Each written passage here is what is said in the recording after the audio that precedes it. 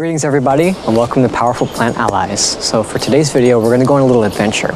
We're on the hunt for a plant that has been a respected form of medicine for thousands of years, and that is Verbascum thapsus, also commonly known as mullein.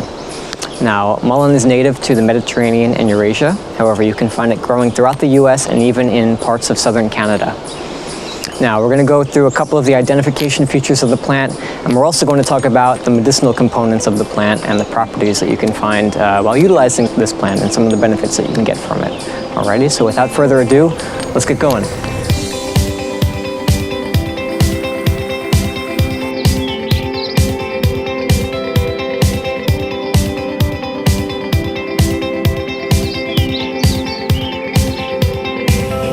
Alrighty, so I wanted to stop along the path right here because I wanted to show you the soil that we're currently walking on.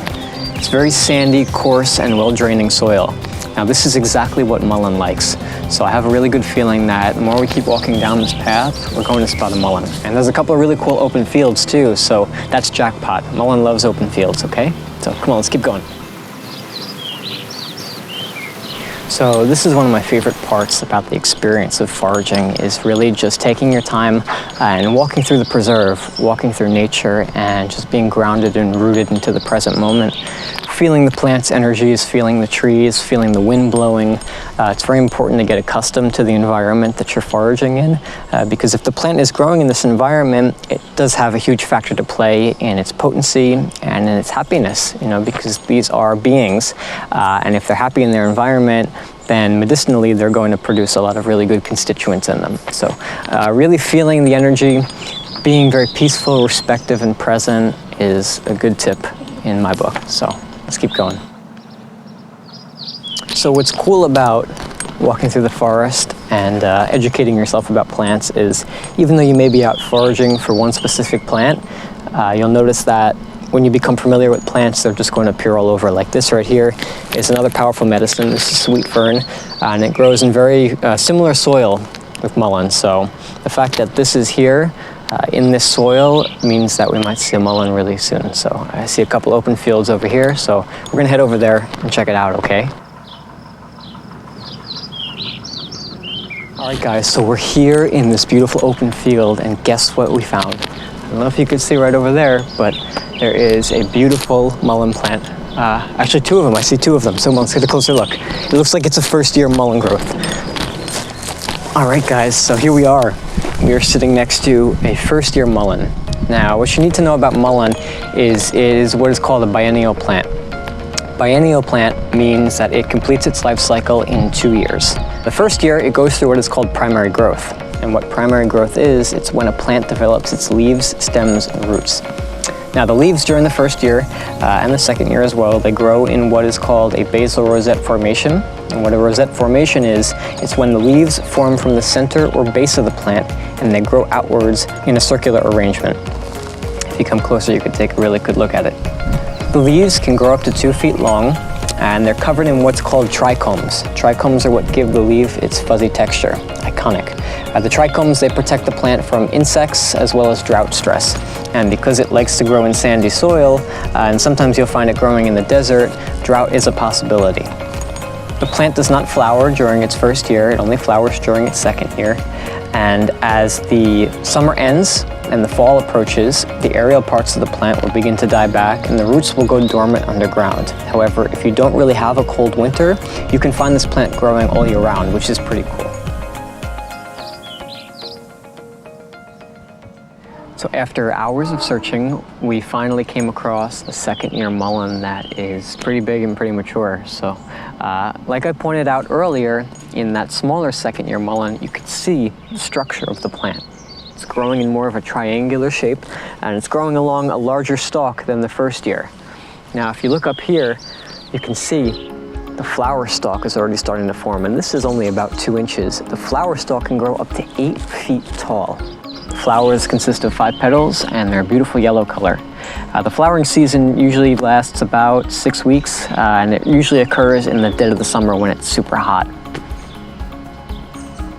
So like I stated earlier, mullein thrives in open fields, which we saw, but it also thrives in disturbed soil. And this is a really awesome disturbed soil patch. You could see that there was some sort of construction a couple years ago. It opened up this land a little bit, and there's a whole bunch of medicinal plants. Medicinal plants love disturbed soil.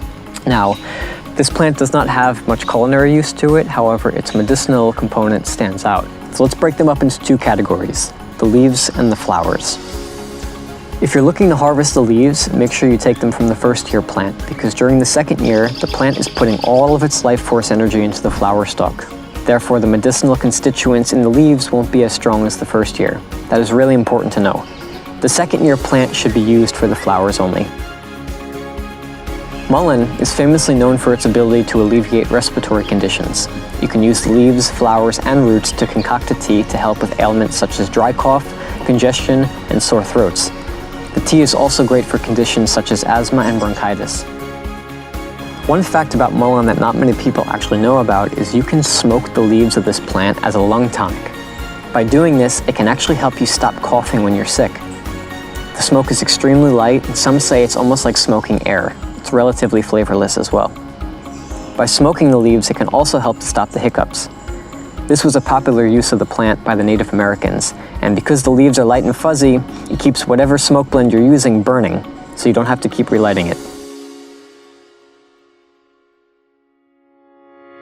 Now for the flowers. The flowers are very calming and sedative. An oil derived from the florets can help earaches. The oil can be applied to skin irritations as well.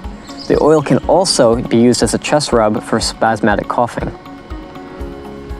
To disinfect wounds or cuts, you can crush the mullein flowers along with some of the leaves to create a paste or a poultice that you can apply topically. The plant holds a lot of antibacterial compounds. Now, even after this plant's lifespan is over, there's still some uses to it.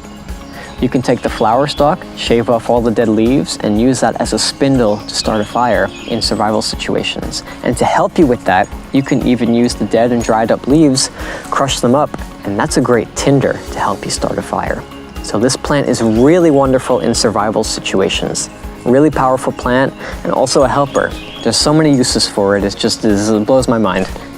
With any form of medicine, whether that be plant or pharmaceutical, it's important to know the precautions before putting it into your body. If you make the ear oil, it's important to not put it in broken eardrums. It's great to use if you have inflammation in your ears, but if your eardrums are broken, it's a big no-no. You should also avoid taking this plant if you have any liver diseases or taking any blood thinners. Avoid its use during pregnancy or breastfeeding.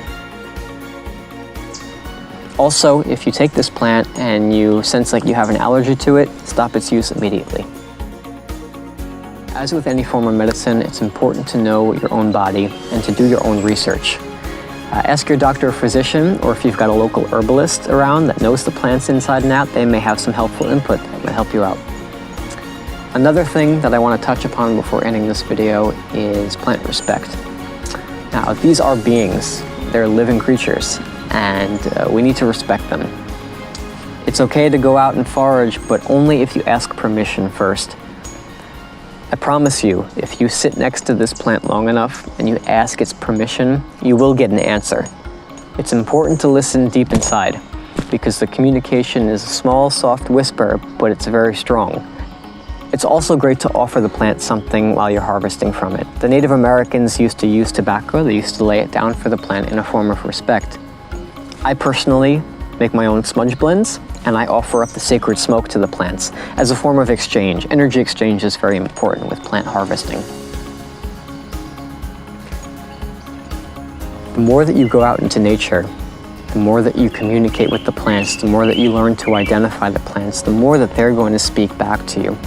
I encourage all of you to go out and form that relationship with the plants. Go out into your local preserves, go out into even your backyard, and find mullein.